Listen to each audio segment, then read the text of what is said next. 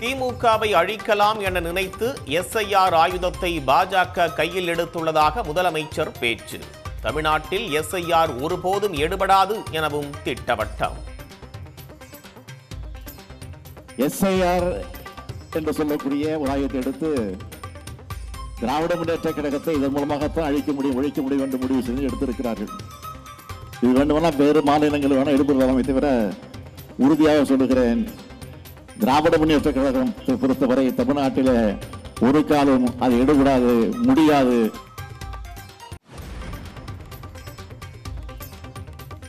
டெல்லியில் உள்ள பிக் பாஸுக்கு எடப்பாடி பழனிசாமி ஆமாம் சாமி போடுவதாக முதலமைச்சர் விமர்சனம். எஸ்ஐஆருக்கு எதிர்ப்பு என்றால் ஏன் முன்கூட்டியே நீதிமன்றத்தை நாடவில்லை எனவும் கேள்வி.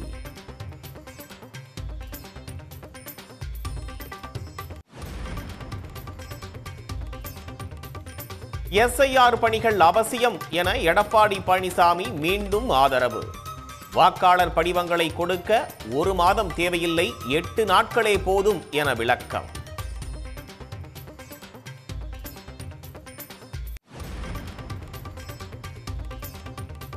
புதுக்கோட்டை மாவட்டத்தில் 767 கோடி ரூபாய் மதிப்பிலான திட்டங்களை தொடங்கி வைத்தார் முதலமைச்சர் மு.க.ஸ்டாலின்.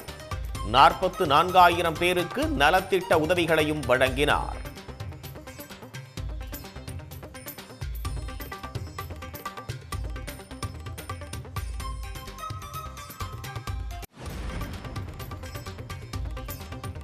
புதுக்கோட்டை மாவட்டத்திற்கு 6 புதிய அறிவிப்புகள். பொன்னமராவதி பேரூராட்சி நகராட்சியாகவும் கந்தர்வக்கோட்டை ஊராட்சி பேரூராட்சியாகவும் தரம் உயர்த்த நடவடிக்கை.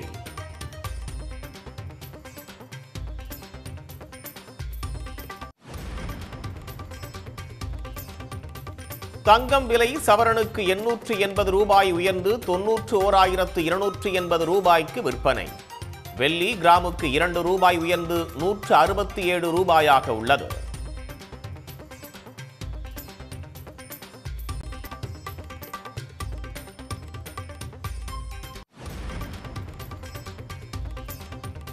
சாலை வரி பிரச்சினை காரணமாக அண்டை மாநிலங்களுக்கு இயக்கப்படாத ஆம்னி பேருந்துகள்.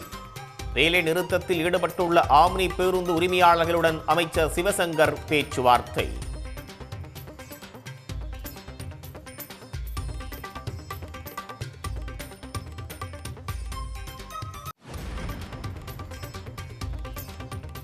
நாகை மீனவர்கள் 14 பேரை கைது செய்தது இலங்கை கடற்படை. நெடுந்தீவு அருகே மீன்பிடித்துக் கொண்டிருந்த போது அட்டூழியம்.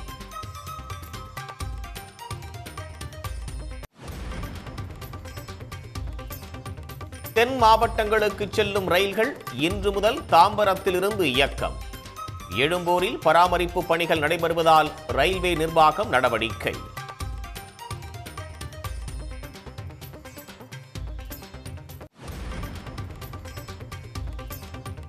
பொன்னேரி அருகே இந்தியன் ஆயில் எரிவாயு முனைய ஒப்பந்த தொழிலாளர்கள் 4வது நாளாக போராட்டம். ஊதிய உயர்வு, அகவிலைப்படி உள்ளிட்ட பல்வேறு கோரிக்கைகள் வலியுறுத்தல்.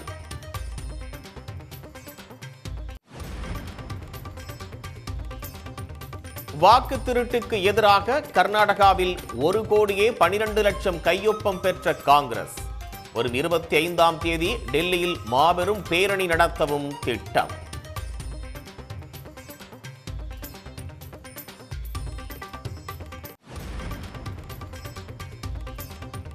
ஐந்து ஆண்டுகளுக்கு பிறகு டெல்லி ஷாங்காய் இடையே தொடங்கிய விமான போக்குவரத்து. ஷாங்காய் சென்றடைந்த பயணிகளை வாழ்த்தி வரவேற்ற இந்திய தூதரக அதிகாரி.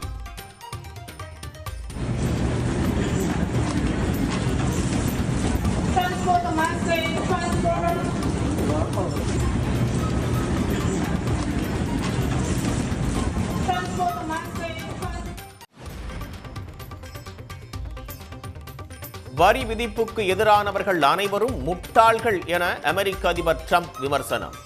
குறைந்த வருமானம் கொண்ட அமெரிக்கர்களுக்கு தலா $2000 வழங்க உள்ளதாகவும் அதிரடி அறிவிப்பு.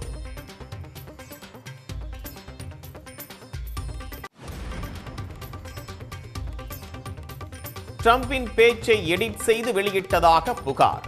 பிபிசி செய்தி பிரிவு தலைமை இயக்குனர் உள்ளிட்ட 2 ராஜினாமா. உடனுக்குடன் செய்திகளை தெரிந்து கொள்ள சன் நியூஸ் பெல் ஐகானை கிளிக் பண்ணுங்க.